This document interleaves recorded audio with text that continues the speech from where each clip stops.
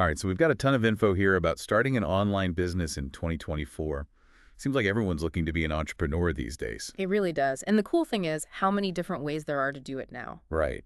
I always thought online business was mostly, selling stuff on Amazon. Sure, e-commerce is huge, but it's definitely not just that anymore. We're seeing a real surge in people selling online services, digital products, even things I never would have thought of, like online fitness coaching and like personalized subscription boxes. Crazy, right? Yeah.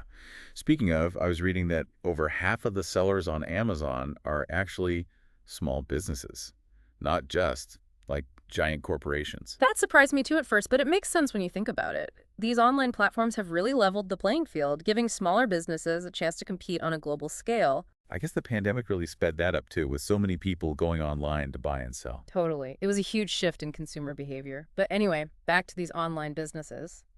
Even though there are tons of options, the articles both highlighted some major perks. Low startup costs, obviously, global reach, which is huge, and then that flexibility everyone's after. Yeah, those are definitely appealing. Being your own boss, setting your own hours. That's the dream, Yeah. right? But I'm guessing it's not as easy as it sounds. You got it. It takes work, like anything worthwhile. And both these articles really stress that you can't just have a great idea and expect it to magically work out. You got to do your research. So how do you do that? What are the first steps to figure out if your idea has legs? Well, one article told this great story about a couple who created this whole laundry detergent business because their kid had allergies. They saw a need, a niche market they understood, and just went for it. See, that's smart. Tapping into something you're passionate about. Uh-huh. Makes me think about when I tried to sell those homemade candles online. Oh, yeah. How'd that go? Well, my apartment smelled amazing, but let's just say I'm not quitting my day job. I guess I needed more than just a good-smelling product, huh? Right, passion is great, but you got to have a solid business sense too. And thankfully, these articles had tons of practical tips, especially for getting started. Like, did you know Shopify has a whole suite of tools specifically to help people launch their online business? No way. I had no idea. What kind of tools are we talking? Everything from like business plan templates to tools that help you find the perfect name and register a website domain. They even have their own website builder that's supposed to be super easy to use. Wow, so they really hold your hand through the whole process. Pretty much. They handle a lot of the tech stuff so you can focus on, your product and your customers. That's a game changer, especially for anyone who's intimidated by that side of Mhm. things. Okay, but let's say you've got Shopify figured out. How do you even decide what to sell? Doesn't feel like everything's already being done online. It's definitely a crowded market, you're right. That's why finding your niche is so key. These articles had tons of ideas, though, from starting your own clothing line, teaching an online course, to even being a virtual assistant. There are tons of possibilities. So many options. But imagine starting any business, even online. Takes a certain amount of guts. What kind of advice did the articles have about getting over those initial fears and doubts? One of the biggest things they emphasized was starting small and testing the waters. Like, don't quit your job right away. Maybe start your online business as a side hustle first. That way you can validate your idea, get some traction, get some real world experience before going all in. That's good advice. Less risky, and you can learn as you go. Exactly. It's all about adapting and figuring out what works for you. Speaking of which, there was this concept that both articles kept mentioning that I thought was super interesting. Oh, yeah? What's that? Drop shipping. Have you heard of this? Yeah, it kept popping up. Something to do with not having to store your own inventory. To be honest, I'm a little fuzzy on the details. Yeah, it seems like a game changer, though, especially for someone just starting out. Yeah, drop shipping really piqued my interest. It sounds like it could be huge, especially for someone who doesn't have a ton of startup capital. It's a pretty big deal. Basically, it means you don't have to handle any physical inventory yourself. Okay, so walk me through it. How does that actually work? So you partner with a supplier, right? They store all the products. And then when a customer places an order on your website, The supplier ships it directly to them. exactly, you're basically like a middleman running a virtual storefront. So you're handling the website, the marketing, customer service, hmm but the supplier takes care of all the actual product stuff. Exactly. Which is huge because it means you don't have to pay for inventory up front. You only pay when you make a sale. That's brilliant. Way less risk. No wonder everyone's talking about it. Right. And the article about Amazon sellers had a couple of examples of people who've done really well with it. It lets them be more agile, try different products, scale their business really fast without, needing to rent a warehouse or whatever. See, this is the stuff I wish I'd known when I was starting out. Okay, Yeah. but even with drop shipping, you still have to actually, sell the product. Mhm. How do you get people to your store? The internet's a noisy place. That's where marketing comes in, and both articles were packed with advice about that. Mm, Social media, SEO, email lists, even mobile marketing. It's all in there. The main thing is figuring out where your target audience hangs out online and meeting them there. makes sense. Don't waste time on a platform where your ideal customer is not even looking. Exactly. And don't underestimate good old-fashioned content marketing.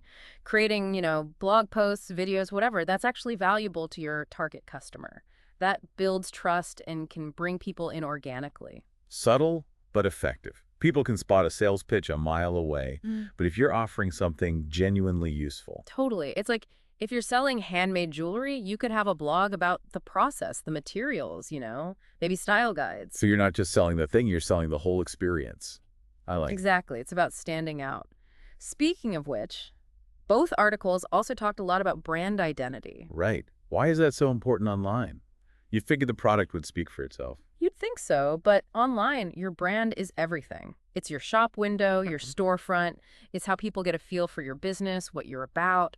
A strong brand makes you memorable. I see what you mean. It's like you see that Apple logo, you immediately know what you're getting. Right? Exactly. Building that kind of recognition is key. So we've got validating our idea, picking the right model like drop shipping, marketing it right, Yeah. building a strong brand. Anything else these articles highlighted as super important for online businesses? One more thing. Customer service. Cannot stress this enough. Online, word of mouth is huge EE. But tell me about it. One bad review can really hurt you. Right. So responding quickly, professionally, going the extra mile to make the customer happy. That's how you get those good reviews, the repeat business. It all matters. It's all connected. Okay, before we get to some of the inspiring stories from these articles, I did want to touch on something that I think a lot of aspiring entrepreneurs struggle with. Getting started is one thing, but what about when things get tough? Did the articles offer any advice on dealing with setbacks? Such a good point. Building a business is hard, period. It's a roller coaster.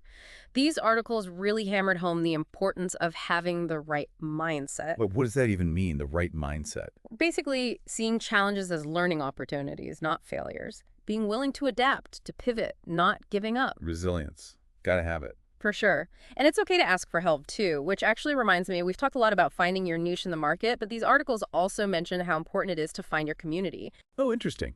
Tell me more about that. What do you mean by finding your community? It really is like, yeah, when you're first starting out, it can feel really overwhelming. So it's good to know there are people out there going through the same things. Totally. It's like having a whole team of people cheering you on who get it, Yeah. Plus, those communities are great for sharing tips and bouncing ideas around. Yeah. It's not always about competition. There's a lot of collaboration in the online business world, too. Right. Find your people. I like that. It's not just about what you're selling, it's who you connect with too. 100%. And honestly, some of those connections can lead to amazing opportunities, partnerships, collaborations. You might even find a mentor. Oh, speaking of mentors, Hmm. one of the articles profiled this amazing young woman, Rachel Zeitz, who started her own sporting goods company when she was still in high school. Wow, high school. That's incredible. Right. And she's killing it. She's really leveraged Amazon Prime for super fast shipping, but I'm sure having someone to guide her, especially at that age, was huge. Oh, for sure. A good mentor can make all the difference, especially when you're just starting out and everything feels so new. Yeah. So, okay, let's say someone's listening to this and they're like, I want in. Where do I find these amazing communities? Spill the tea. Yeah. Where do the online entrepreneurs hang out? Well, a lot of it's online, unsurprisingly. Forums, Facebook groups, even subreddits, there's a whole world out there.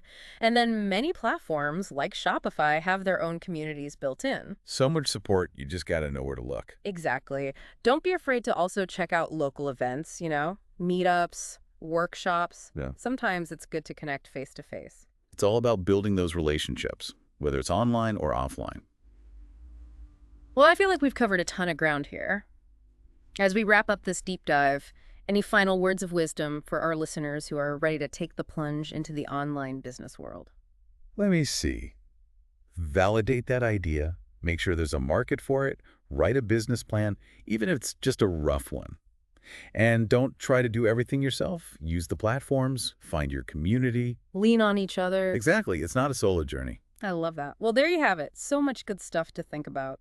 Hopefully, everyone listening feels energized and ready to take action. Who knows, maybe we'll be featuring your success story on a future episode of The Deep Dive. I'd love that. To all the future online entrepreneurs out there, we're rooting for you.